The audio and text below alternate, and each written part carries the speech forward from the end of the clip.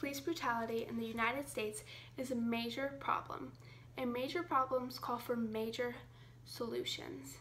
Unfortunately, a lot of potential solutions that have to do with police brutality have a lot of potential flaws, meaning they will not work as effectively as they need to for a problem this big. Firing every single bad or toxic police officer would be an absolute dream, but unfortunately it is a task that is nearly impossible because it's impossible to know everyone's intentions, and there's always going to be someone with bad intentions. And as for body-worn cameras, there is one fatal flaw about them that causes them to not be as effective as they need to be.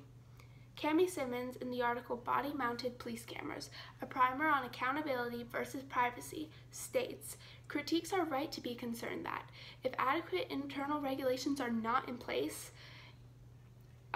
valuable footage could be altered or destroyed. What if footage is altered? What if footage is destroyed? There are so many what ifs for a problem this big. Body-worn camera separating fact and fiction talks about officer discretion. Basically, with body-mounted cameras, officers would be the ones controlling the record button. Reason being is they do not have the electronic capability to have body-mounted cameras be running 24/7. So more than likely it will be up to the officer, leaving them with the power, which is part of the problem, the abuse of power.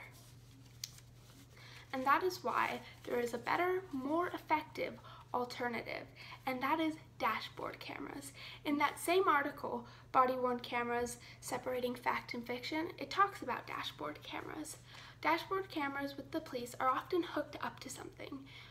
They are often hooked up to the sirens. So as soon as the sirens go off, the cameras will start recording, and that will keep it out of the officer's discretion. The cameras will not be the officer's decision.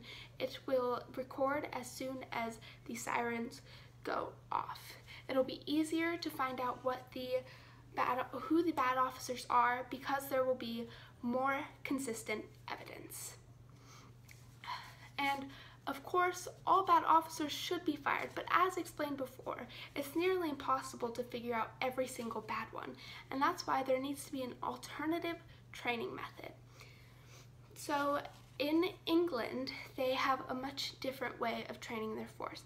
They use a lot more peaceful methods, more speaking methods. In a survey conducted, 78% said that they were either unsure if they were comfortable or uncomfortable with the fact that the police in America have military-grade weapons, and 22% were okay with it.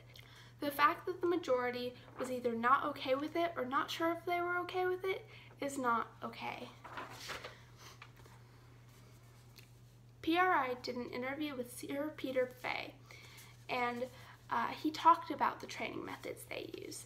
He said, assess the situation.